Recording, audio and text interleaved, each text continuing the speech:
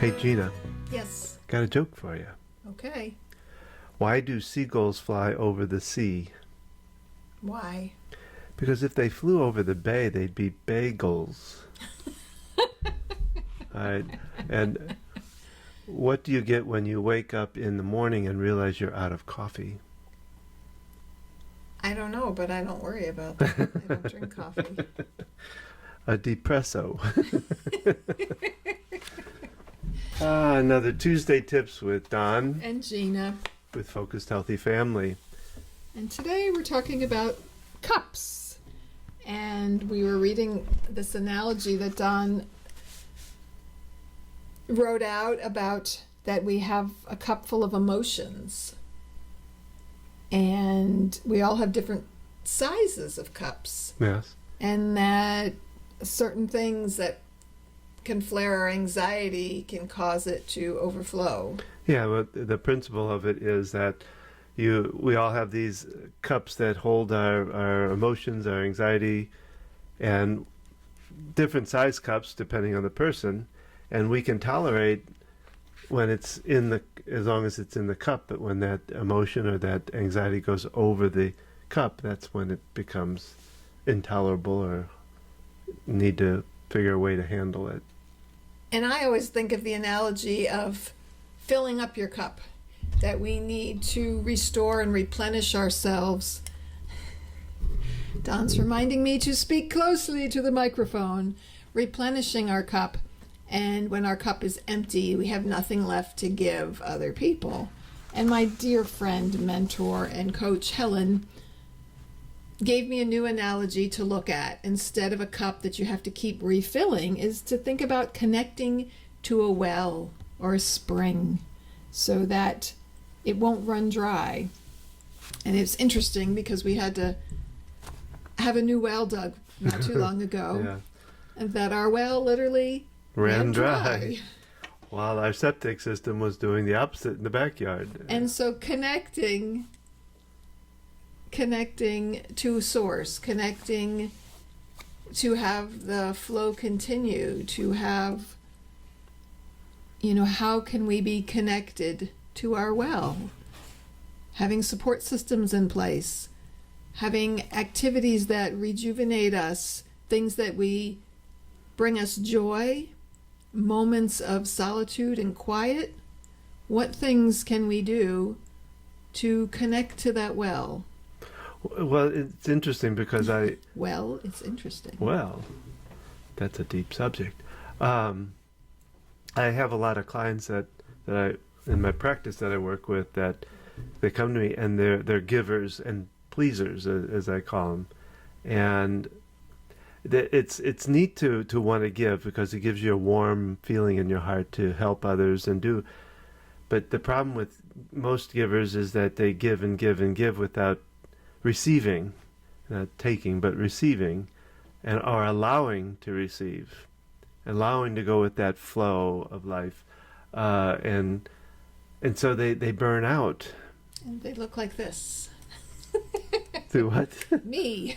Oh, I've been tired the they past can't see you here. couple of days, and yes. So it's getting back to a balance that is one thing, but what I found with it is a couple of things. One is they tend to train everybody around them to not give to them. And I'm not talking about Christmas gifts or something, but I'm talking about support and love and attention and stuff. So they have to. A giver has to learn to retrain people around them and ask for what they want, and that's the biggest thing about it, is asking for what they need to help them, because they got to have a balance.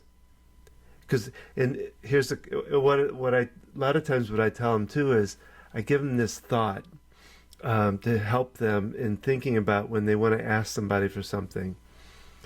The person as a giver, it gives you a warm feeling in the heart to help others. And so here's the thought.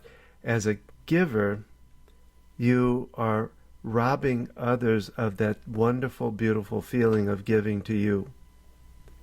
and not to put judgment on you, but to have it I in the don't back. think being a giver robs other people. No, Not but allowing not others. that's what I mean. Not Not allowing. accepting help. Not Yeah, allowing that's- others to give yeah. to you. And so, and I tell them that to have it in the back of their mind, not to judge them for it, so that when they need help, and they want to go ask, they can think about, I'm going to be giving this person a chance to have that warm feeling, to have that generous feeling inside of them, and I'm not going to keep disallowing that. For anyone who's been through a stressful situation, the passing of a family member, someone's in the hospital, people will often say, what can I do to help? I wish I could help in some way. And having a list of ideas written down, Yeah. things that You need to be done when you're in the middle of dealing with a crisis or any kind of event or situation that's demanding extra time and attention from you and energy. And we've been through that a lot. Yes. A lot of different things that, Allowing and other we've people you. to, I know you especially have learned to ask and to not be so afraid to ask for what you need. and yet it can be difficult. I remember yeah. my mom saying, my dad was in the hospital recently, and a friend, said, "What can we do?" And she really couldn't think of anything, Yeah. And So- I set up the meal train. There's some different apps that you can sign. People can then sign up to bring meals. And I didn't have much contact information for friends, but I did have one. And that friend happened to reach out the one night she was going home by herself, and they went to eat together. And they hadn't talked in a while. It was a kind of a reconnection for them. So there's a Things- lot of benefit to doing that, Finding ways more that than just giving. we can help people. Sometimes sending a card can be powerful. When when you had your heart attack? We just got make- some gift cards from some family members that were just, I remember going to Walmart and shopping, and the gift card paid for the whole expenses of the groceries that I was purchasing. It can be just reaching out and connecting. My brother's been great about this, just calling me up. I share a message I have kind of a text thread with my immediate family, and he just picks up the phone and calls me. And it means a lot that when people step up and offer help in ways that they can. And you also need to have that list of how other people can help you, what they can do, what they can provide you with. And thinking, like when you have a new baby, I remember being in the Leche League and helping new moms. People want to come see the baby, right? What you need when you have a new baby is time to take care of the baby, someone else to cook, clean, do laundry, take care of other things. You need rest. Well, and for myself, when that kind of situation, when we were going through the babies and all that, I had to kind of run interference a lot of times of having too much of that happening. Everybody wants to come see and be Too many visitors. and so you have to, and to be able to not only run interference of holding back, say, yeah, not today, maybe how about we come tomorrow, or but also how long they stay. Mm-hmm. Because I know I think if I remember, you were kind of shy about wanting to say, I'm tired and you need to go, kind of thing, and doing it politely, of course, but saying, it's been 15 minutes and I can see that, Gina's worn out, and if it's okay with you, we might wrap it up for today and maybe come another day later on. So there's a lot to that, but It can help to spell those kinds of things out ahead of time. If you can be an advocate for someone, whether it be a friend, a spouse, anyone, especially when you're dealing with situations when people are in the hospital, visitors can be great, but like you said, it can be overwhelming. It can be draining. Oh, it was very draining when I was in the hospital. And the energy, it's because but people don't realize it's the energy factor. When I was in for my heart attack, my energy level was very low. So anybody else's energy really stood out to me big time. and it would literally wear me out.